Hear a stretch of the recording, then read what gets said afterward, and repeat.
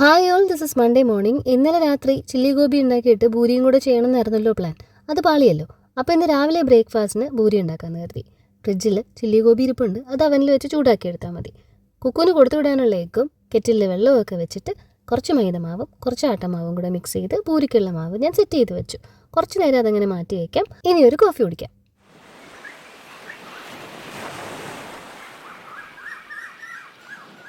Coffee കുടിച്ച് കിട്ടിയ energy പാഴാക്കാതെ അങ്ങനെ തന്നെ നേരെ വന്ന് പൂരിയൊക്കെ പരത്തിയെടുത്തു.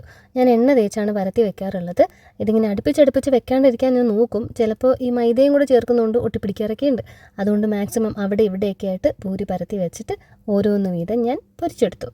എണ്ണ ആദ്യം ഇത്തിരി ചൂടായിട്ടില്ലായിരുന്നു. എൻ്റെ ഒരു ആവേശം അങ്ങ് കൂടിപ്പോയിട്ടെ. പിന്നെ ഇവഞ്ച്വലി എണ്ണയും ചൂടായി. എനിക്കും ഇത്തിരി ക്ഷമയൊക്കെ വന്ന് അങ്ങനെ നമ്മുടെ പൂരിയൊക്കെ സെറ്റായി. ഫ്രിഡ്ജിലിരുന്ന് ചില്ലി ഗോബി എടുത്ത് അവനിൽ വെച്ച് ചൂടാക്കിയെടുത്തു. കുക്കുന് കൊടുത്തു വിടാനായിട്ട് കുറച്ച് ആപ്പിളും ഗ്രേപ്സും ഒക്കെ കൂടെ ഒന്ന് ക്ലീൻ ചെയ്തെടുക്കണം സ്നാക്സിൽ വെക്കാനായിട്ട്. പൂരിയൊക്കെ ചെയ്ത സ്ഥിതിക്ക് അത് തന്നെ ലഞ്ചിന് കൊടുത്തു വിടാനാണ് പ്ലാൻ. അല്ലെങ്കിൽ ഇപ്പോൾ അവന് ഞാൻ ചോറ് അങ്ങനെ കൊടുത്തു വിടാറില്ല. ഇങ്ങനെ എന്തെങ്കിലുമാണ് കൊടുക്കുന്നത്. ട്യൂഷന് പോകുന്നതുകൊണ്ട് സ്കൂളിൽ നിന്ന് വരുമ്പോൾ പറ്റിയാൽ ചോറ് വാരി കൊടുക്കും. അല്ലെങ്കിൽ ട്യൂഷൻ കഴിഞ്ഞ് വരുമ്പോഴത്തേക്ക് ഒരു വട്ടം ചോറ്, പിന്നെ ഡിന്നർ.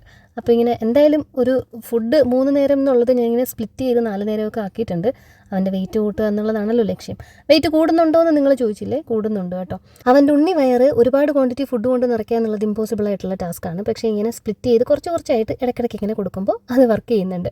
ഈ പാക്കറ്റ് നിങ്ങൾക്ക് ഓർമ്മയുണ്ടോ? ദിനേഷ് കുമാർ സാറും വൈഫും കൊണ്ടുവന്ന സ്വീറ്റ്സ്. അത് കുറച്ച് ടീച്ചേഴ്സിനും കൂടെ ഷെയർ ചെയ്യാമെന്ന് കരുതി ഞാൻ എടുക്കുന്നുണ്ട്. ഇനി നാളെ കാണാം.